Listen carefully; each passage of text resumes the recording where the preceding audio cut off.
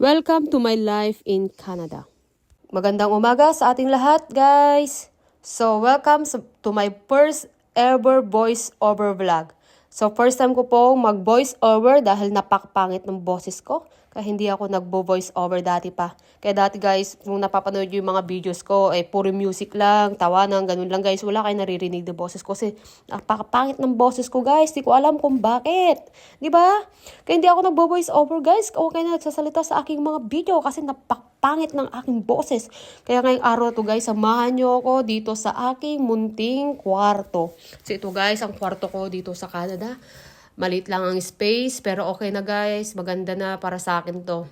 Maliit man, pero sulit na kasi napakamahal ng binabayaran namin sa apartment, guys. Kung alam nyo lang, oh my God. Mas gusto ko pa yung parang apartment na lang namin or dormitory namin sa Taiwan, guys. Sa mga hindi po pala nakakalam, guys, galing po pala ako sa Taiwan. Shout out sa mga tropa ko at mga ka-rider ko dyan sa Taiwan, guys! Magto 2 years na ako dito sa Canada. Day off ko ngayon, kaya samahan nyo ako maglinis at magligpit sa aking munting tahanan dito sa Canada. Kaya yan, guys, ginagawa ko tuwing day off ko. Naglilinis lang, nag-aayos, dahil yun lang po ang time ko. Dahil araw-araw po akong pagod sa aming trabaho. Kung sino man po nakakaalam niyan, na mga nandito po sa Canada, shout out po sa inyong lahat. So yan, guys, pagpasensya nyo po. Okay na po yung kwarto ko, naayos ko na konti. Kaya ngayon, samahan nyo naman akong magsampay ng aking mga labahin. Natapos na, sinot ko lang dun sa washing at umikot-ikot naman na parang ikaw, parang pinaikot-ikot ka lang, di ba? So yan, pagkatapos ko naman naglaba, guys, ito, linis lang ng konti dito sa aming freezer dahil nakita ko madumi na at wala na rin laman, guys, ko.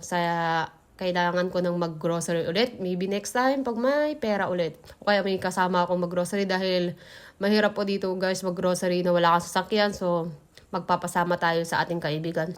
Pagpasensya nyo na, guys, kung ito ang first vlog ko, voice over ko, ha. Dahil wala pa akong maisip na content, guys. Totoo lang, kaya di na ako masyado nakakapag-vlog. Pagpasensya nyo na. Ang alam ko, ang huling vlog ko pa is sa Taiwan pa ako. Puro may videos pa yung dati, guys, no? Kaya napaka-boring ng mga videos ko dati. Kaya ngayon, guys, magta-try natin mag-voice over. Kung may time po ako, kaya pagpasensya nyo na po ang pangit kong boses, guys. Kasi ako nagtataga na rin po ako sa pangit kong boses, guys. Kaya hindi na ako masyado nagsasalita, guys. Kaya tiis-tiis na lang po kayo, ha. So yan, guys, nalinis ko na ang aming munting rep. Kaya yan, konting kuskus lang, guys, konting ayos. Yan, tinitingnan kung anong mga wala na, kung anong meron pa ako. Para sa alam ko sa susunod kung anong mga bibiling ko, guys. Kaya maraming salamat, guys, sa mga sumusuporta at nanonood pa rin sa akin, sa mga kaibigan ko dyan. Shout out sa inyo. Kaya, guys, see you next time. Kita-kits tayo sa susunod kong vlog, guys. Thank you and salamat. Ingat nilang lahat. God bless.